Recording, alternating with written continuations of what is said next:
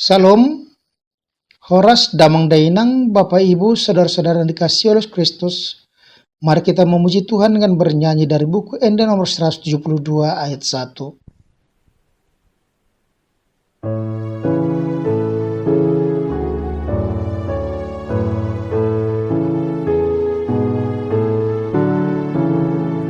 Oh Yesus panondang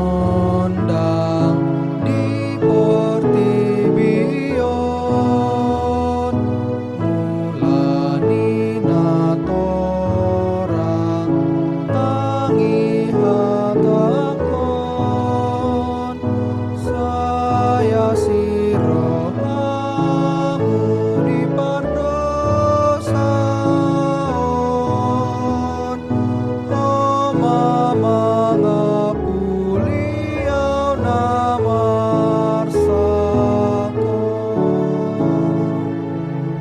Kasih karunia dan damai sejahtera dari Tuhan Allah Bapa kita dan dari anaknya Tuhan Yesus Kristus menyertai kamu sekalian. Amin. Bapak Ibu, firman Tuhan untuk kita pada hari Jumat 23 September 2022 tertulis dalam 1 Yohanes 1 ayat 9. Jika kita mengaku dosa kita, maka Ia adalah setia dan adil, sehingga Ia akan mengampuni segala dosa kita dan menyucikan kita dari segala kejahatan. Molo tatopoti akka dosata, haposa do ibana jala bonar manesa dosata, jala payasok kita sian nasa hagiduhor. Demikian pembacaan firman Tuhan. Damang Dainang, Bapak Ibu yang dikasihi Tuhan Yesus Kristus. Ketika manusia yang pertama yaitu Adam dan Hawa, terutama melalui Hawa yang dibujuk-bujuk oleh iblis melalui ular untuk melanggar perintah Tuhan, dia akhirnya mau mengambil buah pohon pengetahuan yang baik dan yang buruk di tengah taman, yang dikatakan bahwa itu tidak boleh mereka pegang, mereka makan. Karena ketika mereka makan, maka mereka akan mati. Tetapi karena tergiur dengan bujukan daripada iblis, Hawa selalu melihat buah itu, dan dia mencoba untuk membayangkan begitu enaknya menggoda selera buah itu. Akhirnya dia ambil buah dan dia berikan kepada Adam suaminya. Adam memakannya karena cintanya kepada istrinya. Dia makan, akhirnya apa yang terjadi? Manusia yang pertama jatuh ke dalam dosa. Tuhan menghukum manusia itu keluar dari Taman Eden dan menjaga pintu masuk ke Taman Eden supaya manusia tidak bebas lagi datang dan keluar.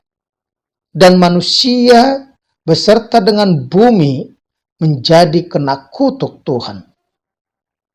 Walaupun manusia itu sudah dihukum, tetapi dosa bukan semakin hilang, tetapi dosa semakin merajalela.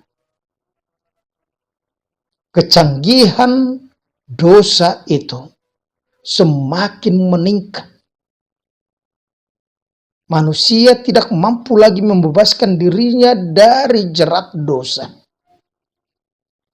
Manusia telah dikuasai oleh maut, iblis, dan dosa itu sendiri. Oleh karena itu, Tuhan yang begitu mengasihi manusia ciptaannya, maka Dia telah merencanakan dan telah menjadikan itu terjadi di dunia ini melalui kelahiran Yesus Kristus di kandang domba. Dia menderita, Dia memberitahukan tentang kerajaan Allah. Dia menunaikan tugasnya di bumi ini dengan mati di kayu salib. Dan Dia pada hari ketiga bangkit kembali dari orang mati. Melalui pengorbanan Tuhan Yesus Kristus, seharusnya manusia yang sudah ditebusnya dengan darahnya yang tercurah, tubuhnya yang tergantung di kayu salib, maka manusia seharusnya untuk senantiasa setia kepada Dia. Manusia tidak harus lagi sebenarnya ragu-ragu untuk mengikuti Yesus Kristus, karena sudah diberikan contoh teladan yang baik melalui pengorbanannya di kayu salib.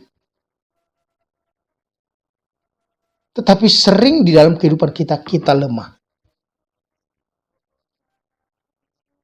Kita lemah, kita adalah keturunan Adam ketika kita lahir. Kita sudah seperti kertas putih yang sudah ada nokta hitamnya. Dan itu hanya bisa dihapus melalui iman kita, melalui baptisan kudus yang kita terima. Menghapuskan dosa warisan.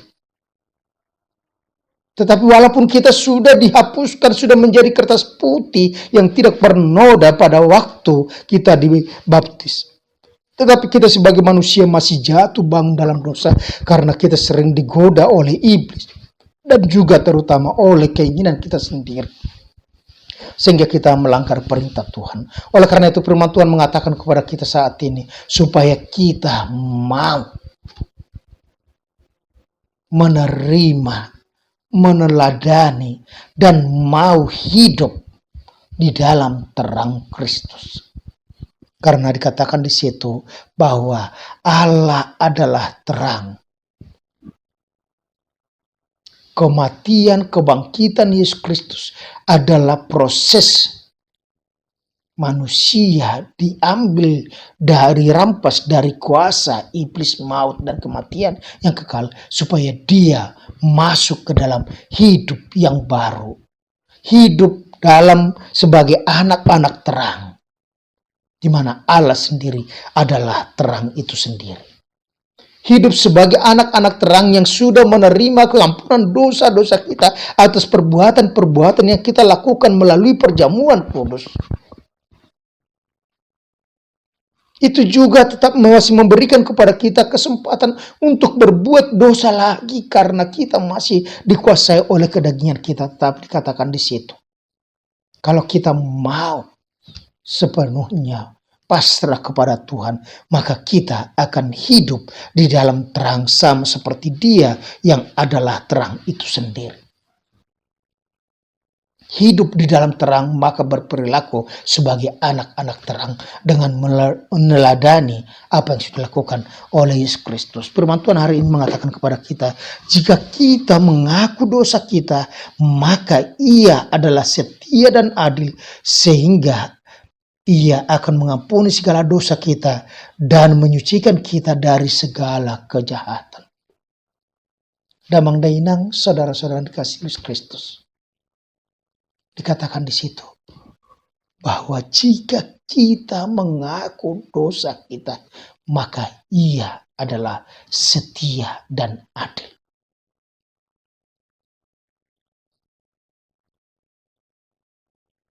Apa yang mau dikatakan kepada kita di situ? Ada pengakuan dosa. Kita harus sadar bahwa kita adalah orang-orang berdosa.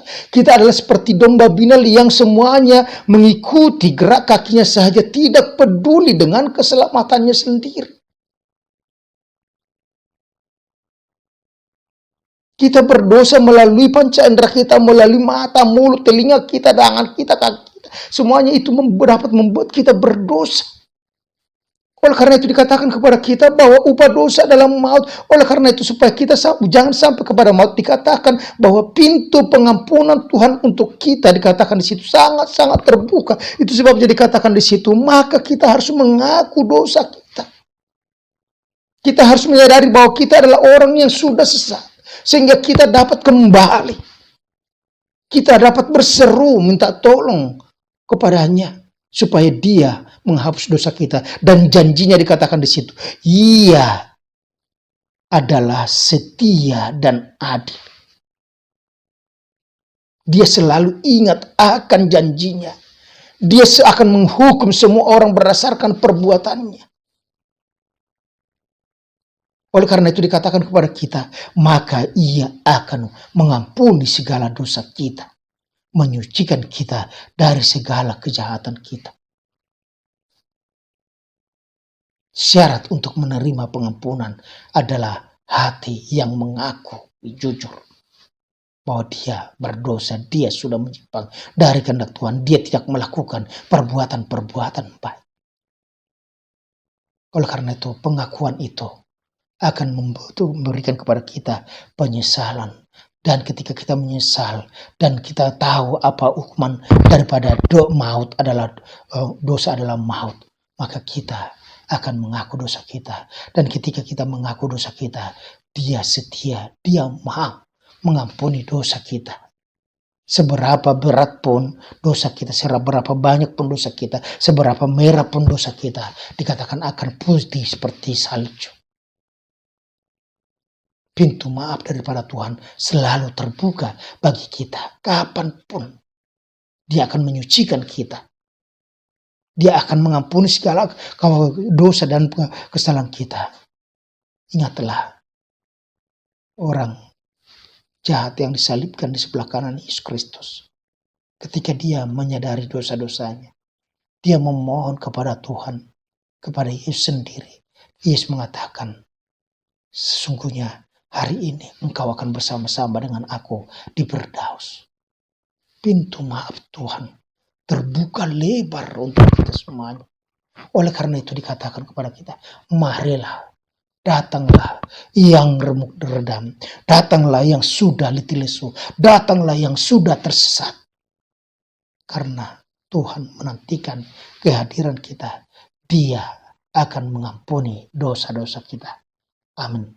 Terima kasih Tuhan jika hari ini Engkau mengingatkan kami supaya kami mau mengaku dosa kami, menyadari tindakan kami yang keliru sehingga kami memohon pengampunan dosa kepadamu, dan kami diyakinkan bahwa Engkau adalah Allah yang setia yang akan menghapus dosa-dosa kami, yang akan senantiasa ampuni segala kelemahan kami. Oleh karena itu, biarlah kami senantiasa dengan pertolongan Roh Kudus-Mu bekerja sesuai dengan kehendak-Mu. Dalam nama Tuhan Yesus Kristus kami ucap syukur.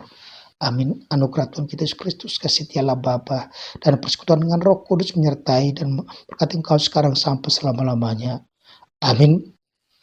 Horas, selamat beraktivitas. Tuhan Yesus memberkati.